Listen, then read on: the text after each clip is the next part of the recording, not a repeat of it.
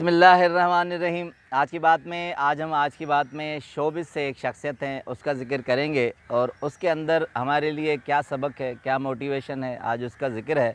गौहर जान, हो सके आपने नाम न सुना हो, एक फ़ीमेल सिंगर रही हैं गौहर जान। उस सिंगर का कहते हैं कि हिंदुस्तान के अवाइली दौर में जब हिंदुस्तान ने अपने आप को संभाला तो वो दौर था जहाँ मौसीकी नहीं थी।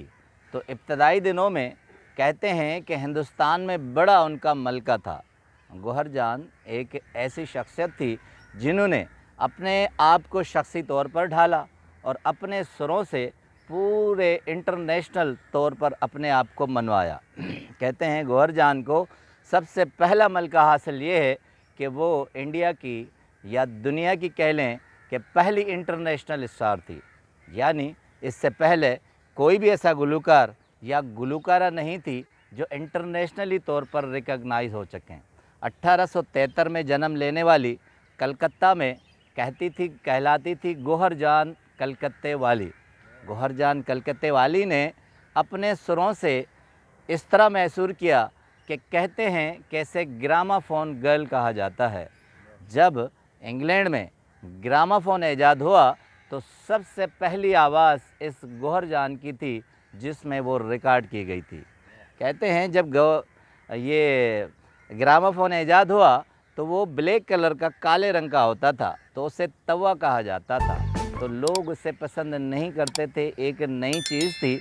और ये बात आम फहम मशहूर हो गई कि अगर इस तवे में किसी की आवाज़ आ गई तो सामने कोई भी नहीं सुनेगा। मगर गौहर जान वाहिद ऐसी शख्सियत थी जिन्होंने ये चैलेंज कबूल किया, कहा कि नहीं, इस में मेरी आवाज़ रिकॉर्ड होगी और रिकॉर्ड भी होगी, सुनी भी जाएगी और उसके बाद लोग हमें सामने भी बुलाएंगे। ये परसेप्शन उन्होंने गलत करवाई और उन्होंने कलकत्ते के एक होटल में, कहते हैं कि इंग्लैंड से एक बंदा ग्रामाफोन एंड कंपनी का आया और उन्होंने गीत रिकॉर्ड करवाए। हैरत की बात कि 1902 से लेकर 1920 तक 18 सालों में रिकॉर्ड है कि गौहर जान ने 600 नगमे रिकॉर्ड करवाए और कहते हैं रिकॉर्ड तोड़ नगमे थे। वो ख़ुद भी शायरा थी, तखल्लुस उनका हमदम था। मखज़न मलका के नाम से उनकी किताब भी आई थी। शायरी की बड़ी परख रखती थी और नगमे बड़े सिलेक्ट करके गाती थी और लोग उन्हें बुलाते थे। हैरत की बात कि बड़े बड़े नवाब उनको अपने दरबारों में बुलाते थे। नवाब वाजिद अली ख़ान ने बाई जी का इन्हें ख़ताब दिया था। बड़े दरबारों में गाती थी, कहते हैं कि बड़े शान व शौकत वाली थी और उसके बाद बहुत दौलत कमाई और बहुत दौलत लुटाई भी। अज़रा नकवी साहिबा है, कालमिस्ट है इंडियन, किताबें लिखी हैं साथ। उन्होंने एक आर्टिकल लिखा है, वो लिखती हैं कि जिस तरह उनको शायरी की परख थी इस तरह नगमे गाने का मलका उन्हें हासिल था। मगर उसके अलावा फ्रेडरिक गैंसबर्ग है, उन्होंने किताब लिखी है द ऑटोबायोग्राफी ऑफ गौहर जान। वो कहते हैं कि वो इतने शान व शौकत वाली थी कि जहाँ आती थी अपने माहौल में सबको ढांप लेती थी, बड़ा ही रोब ताब होता था। वो बहुत रिमार्केबल एक भी बात लिखते हैं, कहते हैं गौहर जान का कद काठ लंबा होता था, बहुत खूबसूरत होती थी और जब वो आती थी तो उनका लिबास दीदा ज़ेब होता था और देखने जैसा होता था। जवाहरात यानी सोने से लदी होती थी।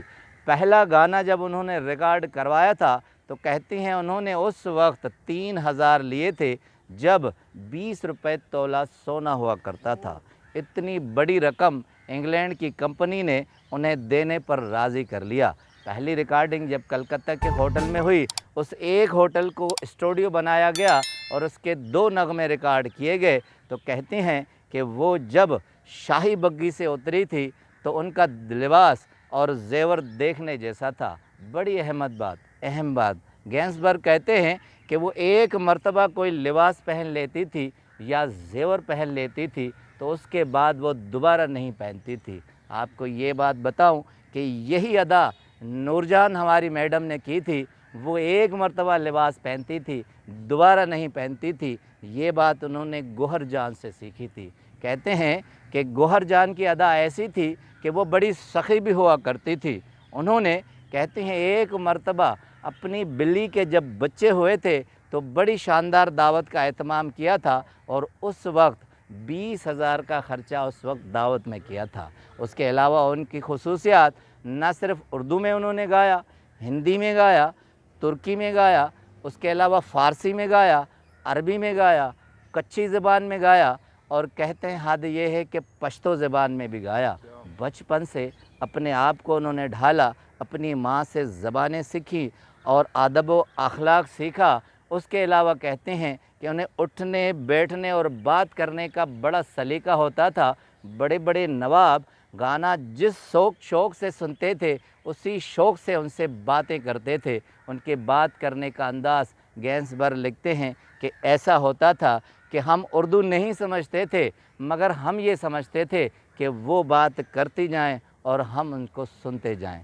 बड़े आदाब में गैंसबर्ग लिखते हैं कि वो उस वक्त जहाँ एक घोड़ा एक बग्गी पे आया करता था, वो अपने ज़ाती 4 घोड़ों वाली बग्गी रखती थी और उसमें आती थी, बड़े शान व शौकत से आती थी और कंपनी वाले उनसे पहले वक्त लेते थे, फिर उसके बाद उनकी रिकॉर्डिंग करते थे। उसके बाद रेस कोर्स उनका अपना था, घोड़ों की बहुत शौकीन थी, शाही आदाब व अखलाक पाले थे और उनका आदाब अखलाक ऐसा था कि कोई भी उन्हें गुलकारा की तरह नहीं देखता था। उन्हें एक किसी नवाब ख़ानदान की औरत को जिस तरह देखा जाता है इस तरह देखा जाता था।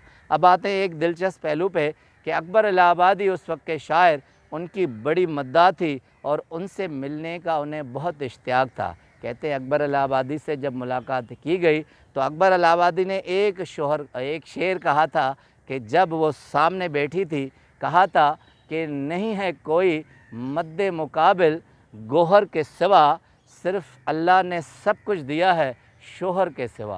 तो कहते हैं कि गोहर जान ने बरजस्ता कहा था, हैं तो गोहर को मैसर हज़ारों शोहर मगर कोई भी मैसर नहीं अकबर के सिवा। तो कहते हैं ये जवाब सुनकर वो लाजवाब हो गए थे, इनकी हाज़िर जवाबी का कोई भी ख़ासा नहीं था। शादी की थी, शादी कामयाब न हो सकी, दौलत 40,000 का उन्होंने बंगला लिया था, एक बच्ची थी, उसे भी इसी तरह के आदाब सिखाए थे जिस तरह उसके अपने आदाब थे। अब आते हैं उस मोटिवेशन के पहलू पे कि अगर ज़िंदगी में इस तरह की कोई भी फ़ील्ड हो जिसे लोग बुरा जानते हों या नई नई फ़ील्ड हो जिसे ज़हन एक्सेप्ट न करता हो, वहाँ अगर आपके अखलाक, आदाब, आपके एटिकेट्स हों तो ज़हन, फ़ील्ड और लोग ख़ुद ब खुद उसे एक्सेप्ट कर लेते हैं। अपने अंदर इस तरह का ख़ासा अपनाइए कि आपको ज़बानें भी आए, अखलाक भी आए, उठना बैठना भी आए, दौलत हो न हो फिर भी लोग आपकी इज़्ज़त करें। ये पर्सनैलिटी डेवलपमेंट का एक ख़ासा है जो गोहर जान ने अपने अंदर पैदा किया। एक जुमला फ्रेडरिक गैंसबर्ग लिखते हैं ऑटोबायोग्राफ़ी ऑफ गोहर जान में कि अगर ज़िंदगी में आपके अंदर खुद एतमादी और विल हो तो आगे जो भी मज़बूत आदमी होगा वो आपके सामने झुक जाएगा। खुद एतमादी गोहर जान के अंदर कूट कूट कर भरी हुई थी। बरसगीरो पाक हिंद में कहती हैं पहली ग्रामाफोन गर्ल और इंटरनेशनल स्टार गोहर जान ने अपना लोहा मनवाया। आज भी कहते हैं जो गुलकार और गुलकारा बनती हैं वो उनको फॉलो करती हैं, उनके अखलाक को, आदाब को, उनकी शायरी को, उनके अल्फाज को, उनके उठने और बैठने को। आपका बहुत बहुत शुक्रिया।